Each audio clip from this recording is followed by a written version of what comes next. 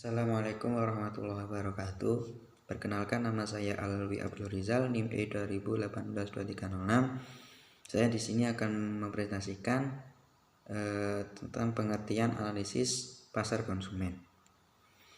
Menurut Kamus Akuntansi, analisis adalah melakukan evaluasi terhadap kondisi dari pos-pos atau ayat-ayat yang berkaitan dengan akuntansi dan alasan-alasan yang memungkinkan tentang perbedaan yang muncul. Sedangkan pengertian pasar menurut William mengatakan bahwa pasar adalah sekumpulan orang-orang yang mempunyai keinginan untuk puas, uang untuk belanja, dan kemauan untuk membelanjakan. Menurut Asosiasi Pemasaran Amerika Serikat atau Amerika Marketing adalah suatu tempat pelaksanaan kegiatan usaha perdagangan yang kemudian diarahkan secara khusus untuk barang dan jasa dari produsen ke konsumen. Di samping itu, pengertian konsumen menurut Undang-Undang Perlindungan Konsumen atau UUPK, konsumen adalah setiap orang yang memakai barang dan atau jasa yang tersedia dalam masyarakat, baik bagi kepentingan diri sendiri, keluarga, orang lain, maupun makhluk hidup lain dan tidak untuk diperdagangkan. Menurut pasal 1 angka 2 Undang-Undang Nomor 8 tahun 1999, konsumen adalah setiap orang pemakai barang dan atau jasa yang tersedia dalam masyarakat, baik bagi kepentingan sendiri, keluarga, orang lain maupun makhluk hidup lain dan tidak diperdagangkan. Jadi dapat disimpulkan pengertian dari analisis pasar konsumen adalah proses evaluasi terhadap semua individu dan rumah tangga yang membeli atau mendapatkan barang atau jasa untuk dikonsumsi sendiri. Sedangkan menurut salah satu ahli analisis pasar konsumen adalah melihat kondisi pasar yang dimana pembelinya adalah individu yang membeli produk untuk digunakan atau disewakan. Yang B, faktor-faktor yang mempengaruhi perilaku konsumen. Dalam membeli suatu produk, terdapat berbeda faktor yang dapat mempengaruhi perilaku konsumen, yaitu faktor budaya, sosial, dan pribadi atau individu. Faktor budaya memberikan yang paling luas dan dalam.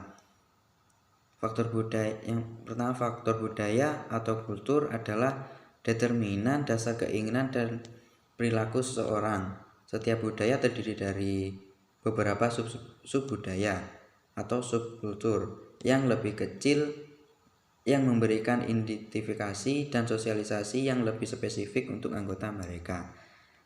Subbudaya meliputi kebangsaan, agama, kelompok ras, dan wilayah geografis.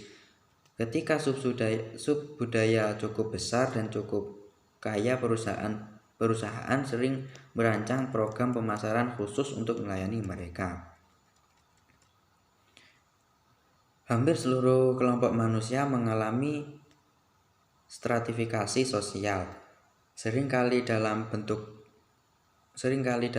kelas sosial, divisi yang relatif homogen yang bertahan lama dalam sebuah masyarakat, tersusun secara hierarki dan mempunyai anggota-anggota yang berbagai nilai, minat, dan perilaku yang sama. Kelas sosial mempunyai 4 karakteristik, yaitu yang pertama, orang-orang yang berbeda dalam masing-masing kelas cenderung mempunyai kemiripan dalam cara berpakaian, pola bicara, dan preferensi rekreasional dibandingkan orang dari kelas sosial yang berbeda. Yang kedua, orang dianggap menduduki posisi lebih rendah atau lebih tinggi menurut kelas sosial. Yang ketiga, kelompok variabel, misalnya pekerjaan menghasilkan penghasilan, kekayaan, pendidikan, dan orientasi nilai mengindikasikan kelas sosial alih-alih variabel tunggal. Yang keempat, kelas sosial seseorang dalam hingga kelas sosial dapat bergerak naik atau turun sepanjang hidup mereka. Yang kedua, faktor sosial. Selain faktor budaya, faktor sosial seperti kelompok acuan, keluarga serta peran sosial dan status mempengaruhi perilaku pembelian. Yang A, kelompok acuan. Kelompok acuan seseorang terdiri dari semua kelompok yang memiliki pengaruh langsung atau tatap muka atau tidak langsung terhadap sikap atau perilaku seseorang. Kelompok yang mempengaruhi pengaruh langsung disebut kelompok keanggotaan atau membership group. Beberapa dari kelompok ini merupakan kelompok primer dengan siapa seorang berinteraksi secara terus-menerus dan tidak resmi, seperti keluarga, teman, tetangga, dan rekan kerja. Masyarakat juga menjadi kelompok sekunder, seperti agama, profesional, kelompok persatuan perdagangan yang cenderung lebih resmi dan memerlukan interaksi yang kurang berkelanjutan. Kelompok acuan mempengaruhi anggota dengan 3 cara. Yang pertama, memperkenalkan perilaku dan gaya hidup kepada orang atau tren terkini. Yang kedua, mempengaruhi sikap dan sikap diri dalam memenuhi kebutuhan. Poin ketiga, menciptakan tekanan kenyamanan yang dapat mempengaruhi pilihan produk dan merek. B, keluarga. Keluarga adalah organisasi konsumen yang paling penting dalam masyarakat. Dan anggota keluarga merepresentasikan kelompok referensi utama yang paling berpengaruh. Ada 2 keluarga dalam kehidupan pembeli. Yang pertama, keluarga orientasi. Terdiri dari orang tua dan saudara kandung, di mana orang tua tinggal dengan anak-anak mereka yang sudah dewasa, di mana pengaruh mereka menjadi sangat besar dalam perilaku pembelian. Yang kedua, keluarga prokreasi, yaitu pasangan dan anak-anak yang memiliki pengaruh yang lebih langsung terhadap perilaku pembelian sehari-hari. Yang C, peran dan status.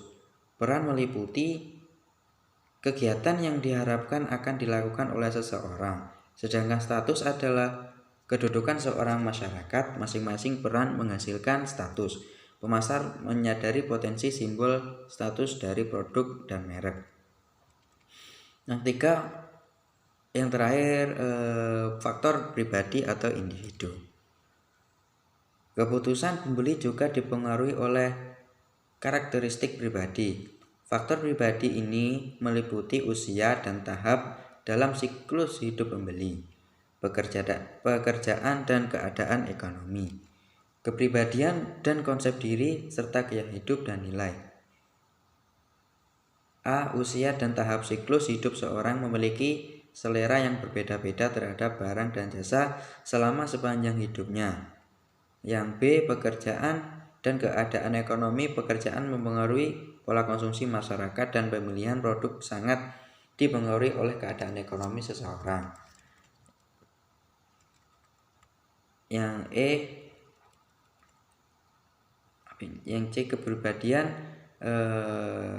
dan konsep kepribadian atau personality.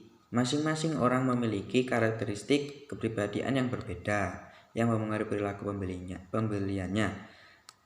Yang kita maksud kepribadian adalah cara bawaan psikologis manusia yang khas yang menghasilkan tanggapan yang relatif konsisten terhadap rangsangan lingkungannya. Kepribadian dapat menjadi variabel yang berguna dalam menganalisis pilihan merek konsumen. Yang D, gaya hidup dan nilai orang-orang dari subbudaya, kelas sosial dan pekerjaan yang sama mungkin mempunyai gaya hidup yang berbeda. Gaya hidup atau lifestyle adalah pola hidup seseorang di dunia yang tercermin dalam kegiatan, minat, dan pendapat. Sekian presentasi dari saya. Assalamualaikum warahmatullahi wabarakatuh.